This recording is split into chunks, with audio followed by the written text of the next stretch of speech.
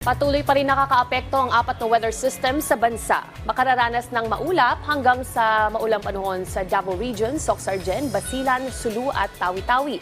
Maulang panahon ang malaking bahagi rin ng Mindanao, particular sa kaya maging alerto sa mga nakatira sa mabababang lugar o malapit sa water courses. Halos isang linggo na nga ang pagiran ng ITCZ sa Mindanao. Samantala ang hangin silangan o easterlies naman ay nagdadala ng mainit at maulap na panahon sa bahagi naman ng Eastern Visayas at dito rin sa Caraga Region, Quezon at Camarines Norte. Patuloy naman nagpapaulan at nagdadala ng kaulapan ang shear line sa bahagi naman yan ng Cagayan, Isabela at dito rin sa Aurora Province, Ifugao at Apayao. Malamig naman na panahon at pag-ambon ang dala ng hanging amihan sa Batanes, Ilocos Region at nalalabing bahagi ng Cordillera Region. Samantala, salitin natin ang lagay ng panahon sa ilang mga lungsod sa bansa.